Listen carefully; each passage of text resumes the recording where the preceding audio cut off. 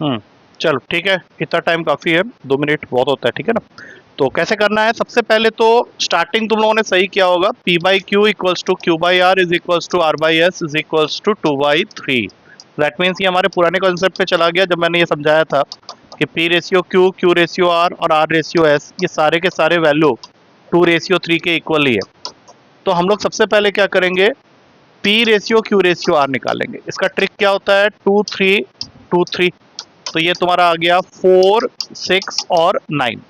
और जब P Q R और S भी उसमें डाल दिया तो फिर यहाँ 2 3 एक बार और लिखेंगे, फिर से मल्टीप्लाई करेंगे, तो ये हो जाएगा 8 12 18 और 27।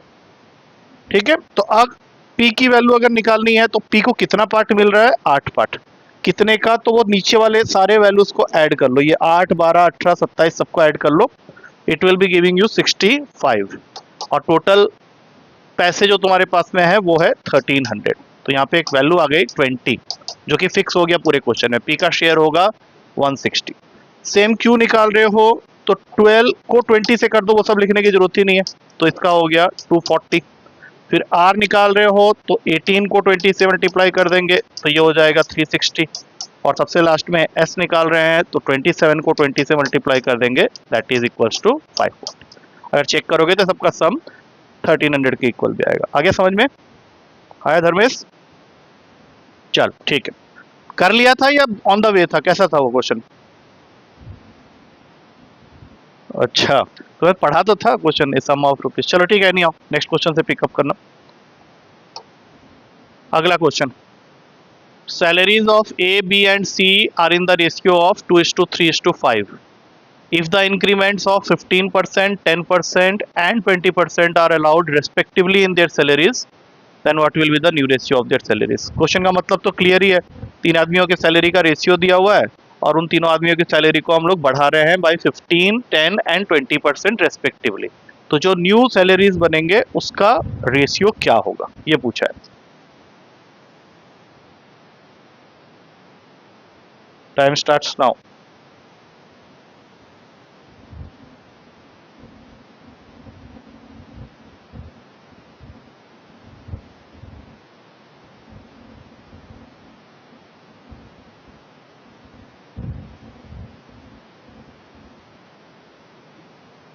कौन सा आ रहा है, सी? क्या किया बता, सही है तेरा आंसर वैसे।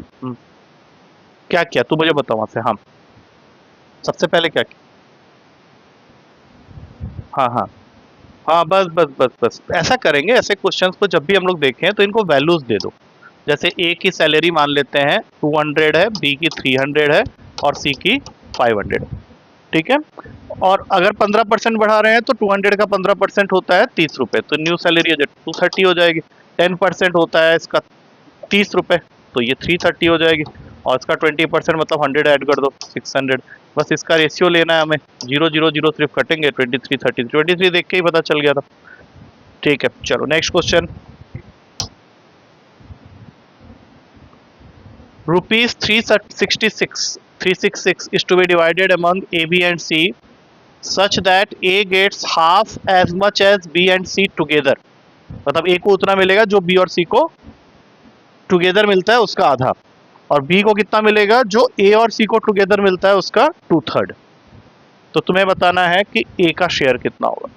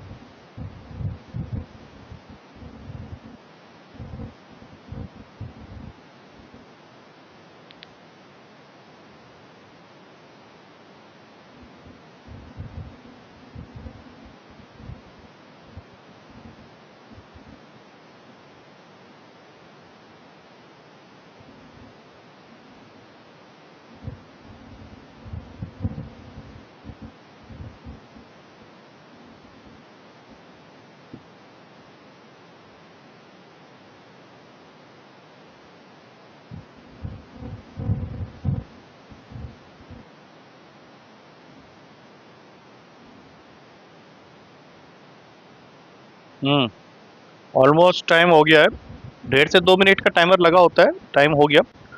क्वेश्चन इजी है, इसमें एक डेटा हमें नहीं चाहिए क्वेश्चन को करने के लिए, दैट इज बी की जो बात की है उसकी जरूरत नहीं है हम लोग को पहले लाइन से ही आंसर मिल जाएगा। क्वेश्चन कह रहा है A gets half as much as B and C together get, that means A is equals to half of B plus C. तो क्या यहां से बी प्लस सी की वैल्यू हो गई 2a के बराबर? तो अगर 366 रुपीज को हम लोग ए बी सी में बांट रहे हैं तो एक इक्वेशन तो हमारा बाय डिफॉल्ट आ गया कि ए बी सी का सम जो है वो 366 के इक्वल है। And the question is worried for the share of A. तो जहां बी प्लस सी 2a के इक्वल आया तो इस इक्वेशन में बी प्लस सी की जगह 2a डाल लेते हैं, तो सीधा सीधा 2a plus a is equals to 366 आ गया। That means 3a is equals to 366 और a की वैल्यू आ जाएगी 122। 122 पहले ही ऑप्शन में समझ। क्लियर है ये क्वेश्चन? चल नेक्स्ट क्वेश्चन में चलते हैं। ये रहा नेक्स्ट। हाँ ये भी बढ़िया क्वेश्चन है। क्वेश्चन कह रहा है an amount of ₹2430 is to be divided between 3 persons A, B and C such that if their shares are reduced by ₹5, 10 and 15 respectively, then the remainders will be in the ratio of 3:4:5। मतलब उनके share में से अगर मैं 5, 10 और 15 रुपए कम कर दूं तो जो उनका रेशियो बनेगा शेयर का वो बनेगा 3:4:5। और हमें बताना है कि what is the original share of B. B को ओरिजिनली कितना मिला था, कटने के बाद नहीं, ओरिजिनली कितना मिला था, ओरिजिनल शेयर ऑफ बी ये हमें निकालना। करो।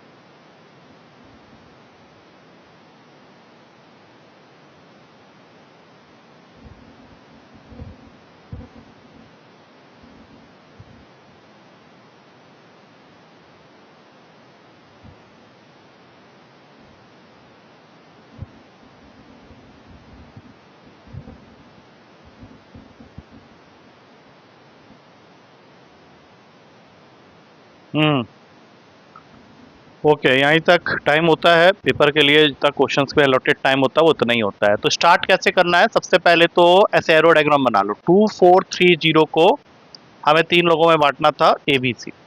अच्छा ये रेशियो मुझे नहीं पता है, बट अगर मैं ए के शेयर में से 5 रुपए, बी के शेयर में से 10 रुपए और सी के शेयर में से 15 रुपए कम कर देता हूं, तब इनका जो रेशियो है बटने का। तो अब यहाँ पे एक काम करो, 2430 में से ही तो ये तीनों वैल्यूज डिडक्ट होंगे। तो ये तीनों को अगर मैं डिडक्ट कर देता हूँ 2430 में से, तो 30 रुपीज का डिडक्शन हो गया, मतलब 2400 आ गया।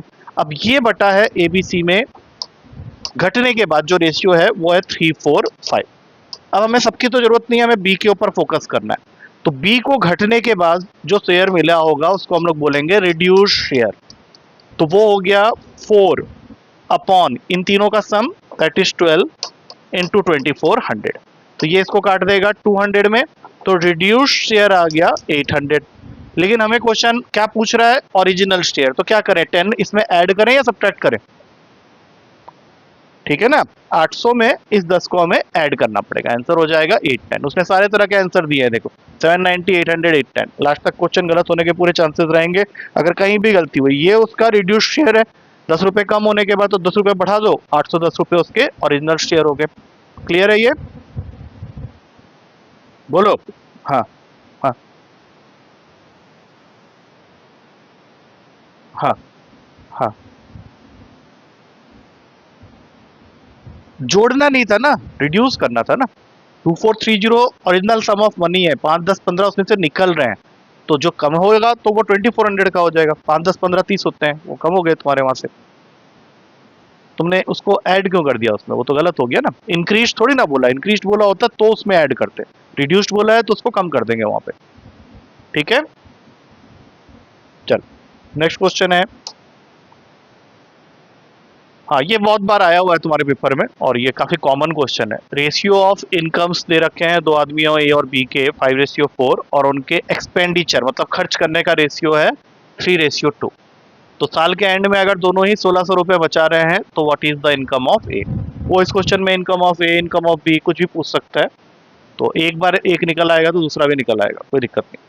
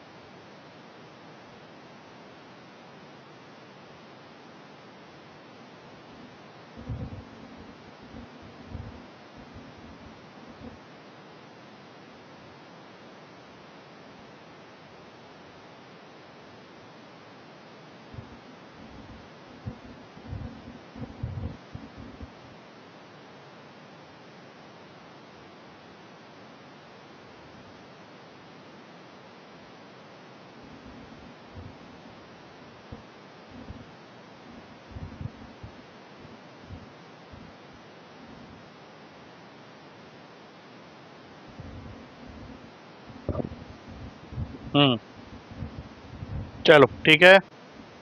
अब देखो यहाँ तीन चीजें हैं, तीन टर्म्स हैं जिसके ऊपर हमेशा क्वेश्चन रोटेट करेगा। यहाँ पे भी परसेंटेज में भी आएगा वैसे क्वेश्चंस। तो इनकम, एक्सपेंडिचर और सेविंग्स, तीनों के बीच में रिलेशन हम लोग बना सकते हैं। Income minus expenditure is equals to savings. अब क्वेश्चन में दो इंसान हैं हमारे पास में, एक ए है और एक बी है। इनके इनकम का रेशियो दे रखा है 5 और 4, तो इसको 5x ले लो, इसको 4x ले लो। और इनके एक्सपेंडिचर का रेशियो है 3 and 2, तो इसको 3y ले लो, इसको 2y ले लो। तो क्या इन दोनों का जो डिफरेंस होगा वही 1600 के इक्वल होगा? तो मैं दोनों को 1600 के इक्वल कर रहा हूं। अब यहां से तुम अपनी प्लानिंग खुद ही कर लो कि he is interested for income part, that means हमें y को रिमूव करना है। जैसे लीनियर इक्वेशन में y को रिमूव करने के लिए हम लोग कोफिशिएंट को इक्वेट कर देंगे। तो इस पूरे इक्वेशन को मल्टीप्लाई करो 2 से और इस पूरे को करो 3 से। तो इक्वेशन बन गया 10x minus 6y is equals to 3200 और ये बन जाएगा 12x minus 6y is equals to 4800।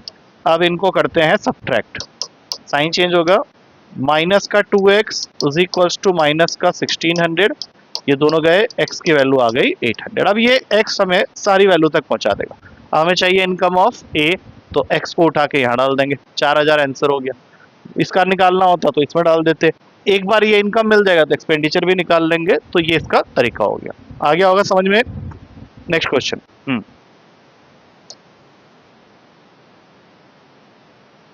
अच्छा, a sum of money is to be divided among A B C and D in the proportion of 5:4:3। और question में ये देने के साथ साथ उसने एक हिंट दे दिया है तुम्हें कि if C gets ₹1000 more than D then what will be the share of B. Question straight है, मतलब ज्यादा टफ नहीं है ये क्वेश्चन, आराम से कर सकते हो।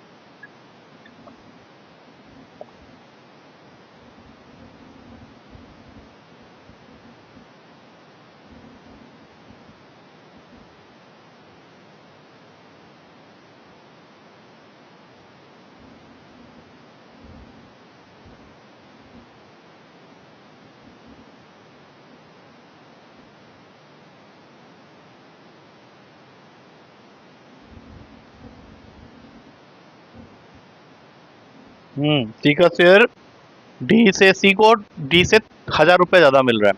इतना तो काफी था इस क्वेश्चन को करने के लिए, इतना लंबा क्वेश्चन ये था नहीं।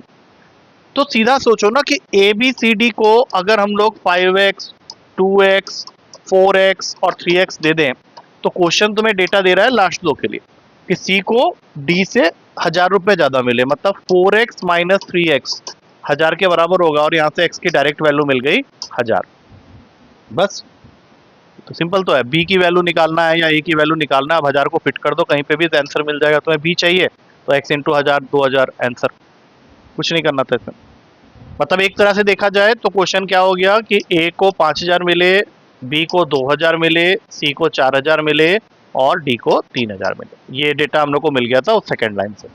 ठीक है, ठीक है।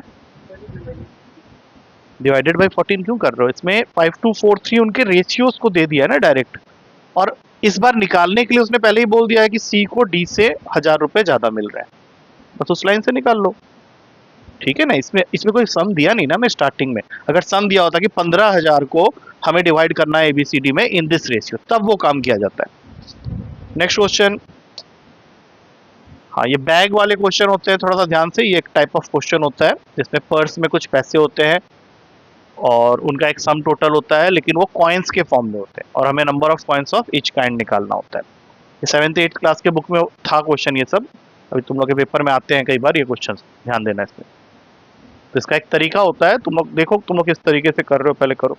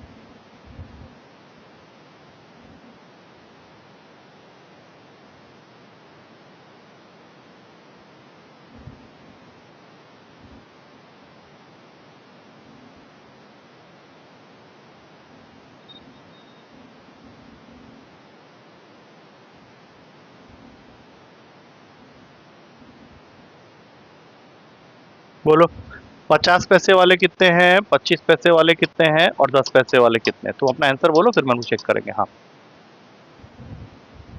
ओके, और ठीक है, और 10 पैसे वाले 160। अब इनकी वैल्यू को कैलकुलेट करते हैं। अगर 50 पैसे वाले 200 है तो वैल्यू वाइज 100 रुपये हो गए। 360 वाले 25 है तो ये हो जाएगा 90 और ये हो जाएगा 16। अब इनको ऐड करके देख लेते हैं, 216 बन रहा है, बिल्कुल सही आंसर। अच्छा कैसे करेंगे एक बार फिर से बता देता हूँ। देखो यहाँ पे 206 रुपये है, इनको हमने 3 डिनोमिनेशन में रखा है, एक है 50 पैसे, एक है 25 पैसे और एक है 10 पैसे। तो यहाँ पे दो चीजें हैं, एक होता है नंबर ऑफ कॉइन्स, एक होता है वैल्यू ऑफ कॉइन। तो तुम्हें हमेशा वो नंबर ऑफ कॉइन्स का रेशियो देगा। जैसे यहाँ पे तो स्ट्रेट अवे लिख लो 594, चाहो तो एक्स लगा लो, लेकिन इसका मतलब ये नहीं कि 5x 9x और 4x को ऐड करके 206 करना है, दैट इज रॉन्ग। क्योंकि ये तो टोटल नंबर ऑफ कॉइन्स की वैल्यू हुई ना। वैल्यू में कन्वर्ट करने के लिए हमेशा 1 रुपी को यूनिट बना लो। अब 50 पैसे का मतलब कितना रुपया हुआ, हाफ, 1/2। तो इस 5x को तुम्हें डिवाइड करना है 2 के साथ में। और फिर उसी तरह से 25 पैसा इज 1/4 ऑफ ए रुपी, तो ये 9x को डिवाइड करना है 4 से और ये हो जाएगा 4x अपॉन 10। और इन सबका सम तुम्हें दे रखा है 206। अब यहां से कैलकुलेट करोगे तो x की वैल्यू सॉल्व हो जाएगी, 40 आएगा। अब जैसे ही 40 आया तो याद रखना हमें अब नंबर ऑफ पॉइंट्स निकालना है, तो x की वैल्यू यहां पुट करनी पड़ेगी। और एक बार पुट की तो आगे की काम मैंने यहाँ पे कर दिया है। This is number of coins और this is value of coins. ये थोड़ा याद रखना, लेकिन किस तरह से मैंने किया है, क्योंकि नंबर ऑफ कॉइन्स भी कई बार पूछ देता है कि टोटल कॉइन्स कितने हैं, इस टाइप के वो पूछ देगा, तो टोटल कॉइन्स के लिए सबको ऐड करना पड़ेगा, वो देख लेना फिर। ठीक है, चलो नेक्स्ट क्वेश्चन है।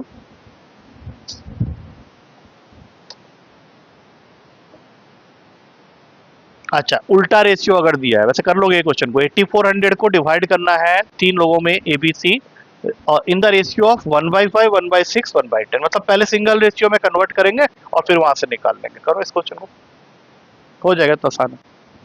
बट आया है 2-3 बार आया हुआ है पेपर में तुम्हारे इस तरह के क्वेश्चन।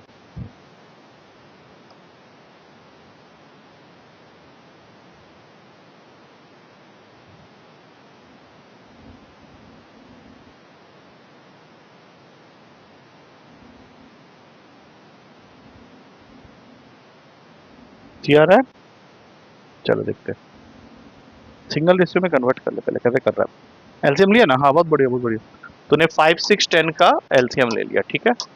एलसीएम आया तेरा 30, तो इसको 30 बनाने के लिए 6 से, इसको 5 से और इसको 3 से, बस 653 हो गया। हमें ए का चाहिए तो 6 लिख लेंगे ऊपर, इन सबको ऐड कर लेते हैं, 14 आ रहा होगा। और 8400 से यहाँ देखो 8400 है तो ये वाला तरीका लगेगा। 14 के टेबल में ये चले जाएगा तेरा 600 में, तो 6 इंटू 600 कर ले, 3600 निकाल ले, कुछ नहीं। ठीक है, नेक्स्ट। हाँ ये अच्छा क्वेश्चन है, ध्यान देना इस पे। A certain amount of money is to be divided between P and Q in the ratio of 3:5। मतलब एक सम ऑफ मनी था, वो दिया नहीं है, कौन सा सम ऑफ मनी है वही निकालना है। उसको हमने दो लोगों में बांटना था, पी और क्यू में, इन the ratio of 3:5। But it was divided in the ratio of 2:3। But ये बटा किस रेशियो में है, 2:3 में। और इस वजह से क्यू को नुकसान हो गया 10 रुपए का। तो बताओ कि वो जो पैसे बटने थे वो कितने थे, व्हाट वाज द अमाउंट।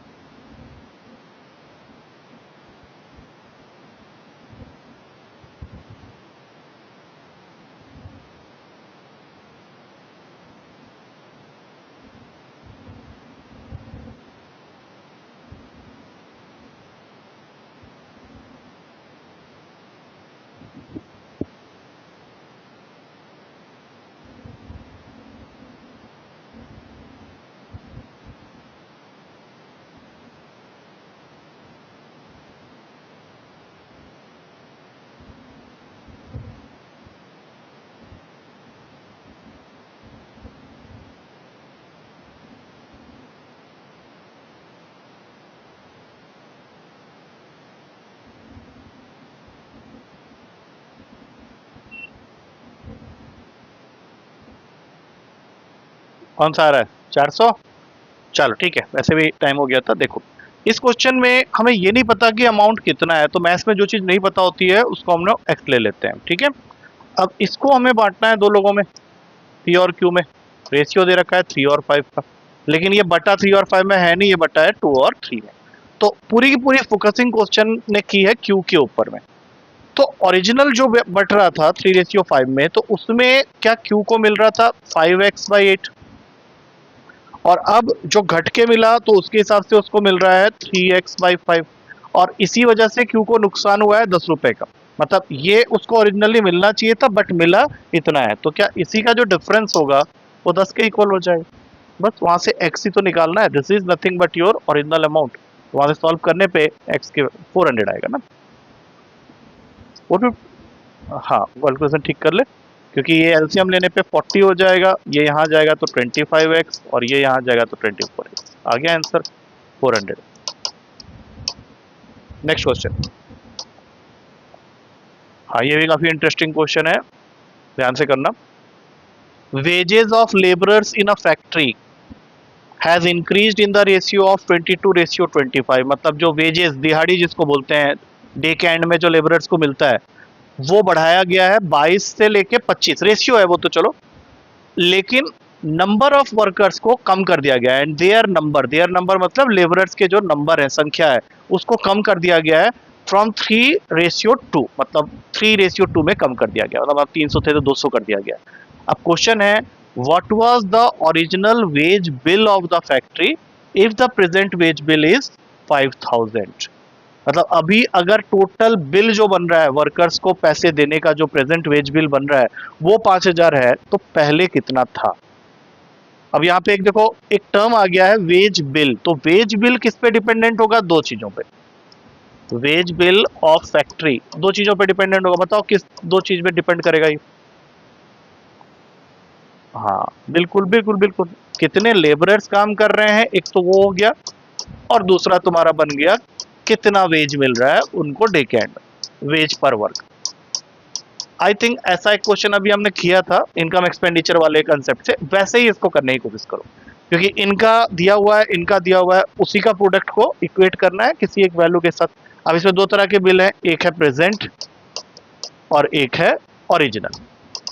अब तुम अपने हिसाब से इसको इक्वेट करके वहां से वैल्यू निकालने की कोशिश करो, आ जाएगा क्वेश्चन। मैंने पूरा बना के दे दिया तुम लोगों को।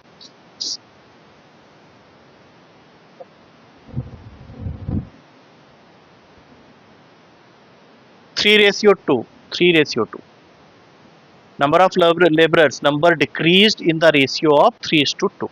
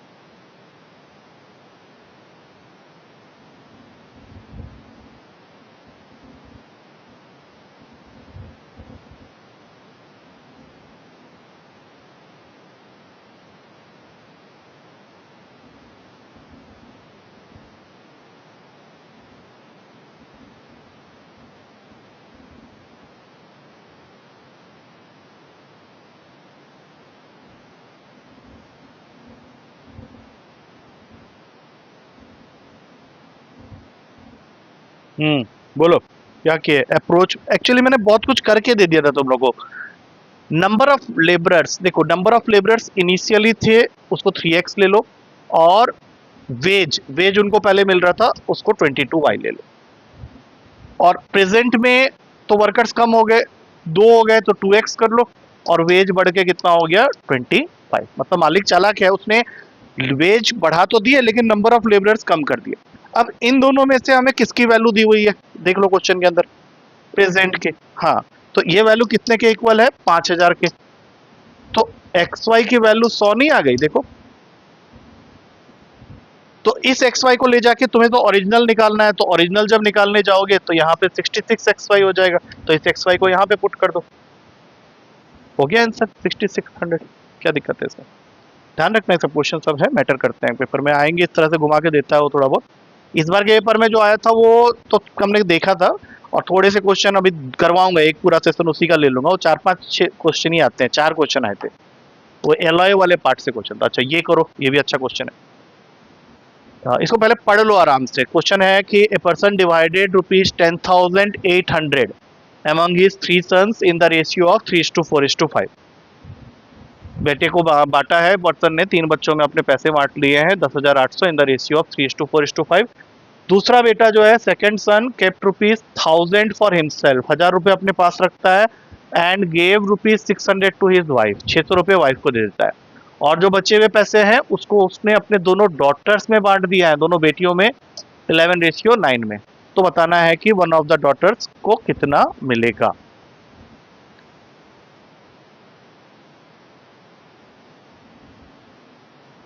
क्या बता, and gave ₹600 to his wife. एक सेकंड रुक जाए, हाँ अब आया, अब दिख रहा है। हाँ हाँ हाँ, वो थोड़ा सा इंक्लिनेशन लगाया था। हाँ,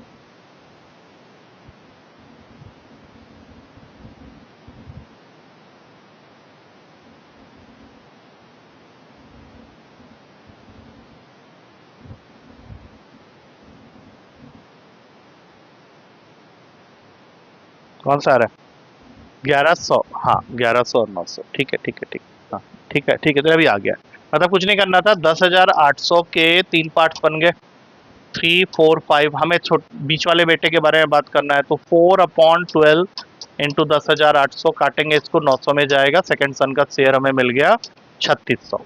अब 3600 का रख लिया उसने, उसमें से 1000 उसने अपने पास रखे, खुद के पास रख लिए, और अपनी वाइफ को दे दिया 600 रुपये, मतलब 1600 रुपये डिडक्ट हो गए। तो 3600 में 1600 अगर डिडक्ट हो गए तो बचा 2000। अब उसने उसको बेटी में नंबर 1 और बेटी नंबर 2 में बांटा 11:9। अब वन ऑफ दैट पूछा है, तो एक तो पहले वाले का ही देख लेते हैं, 11/20 इंटू 2000, ये सीधा सीधा आंसर दे रहा है 1100। मतलब दूसरे वाला अगर निकालते तो 9 इंटू 100 वो 900 हो जाता। तो अभी तो वन ऑफ द पूछा है 1100। नेक्स्ट क्वेश्चन, आई थिंक ये लास्ट होगा। If a sum of ₹275 is to be divided among Ram and Shyam such that Ram gets more than 3/4 of what Shyam gets, मतलब राम को श्याम से 3/4 ज्यादा मिल रहा है, तो बताओ राम का शेयर कितना होगा। मतलब बस थोड़ा सा सेंटेंस को सही से पढ़ लेना, तब जाके होगा।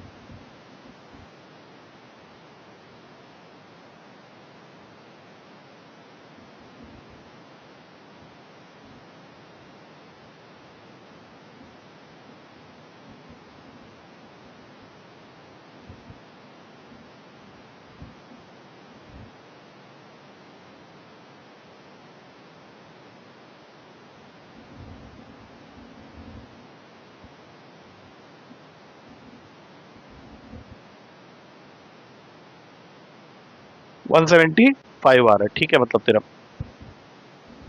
देख, इसमें ना ये नहीं दिया हुआ है हमें क्वेश्चन में कि राम को 3/4 ऑफ श्याम मिल रहा है, 3/4 ऑफ श्याम से ज्यादा मिल रहा है। मतलब तुझे यहाँ पे, हाँ उसको थोड़ा फ्रेमिंग ये करना है, ये रहा राम, ये रहा श्याम, इतना तो पता है कि 275 को ही बांटना है।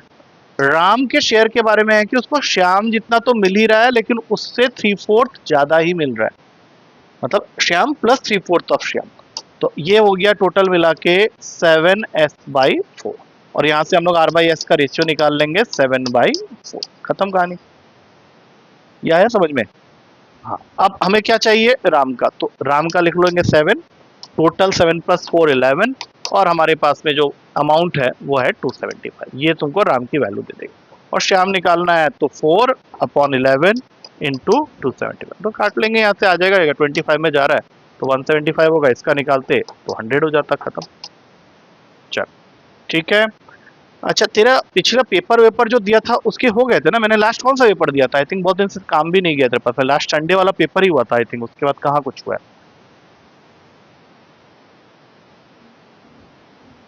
ठीक है, तो मैं अभी अभी आज भेज दे रहा हूँ, अभी असाइनमेंट भेज रहा हूँ, प्लस टेस्ट पेपर भी आएगा, ठीक है? फिर मिलते हैं कल। चल ठीक है, ठीक है।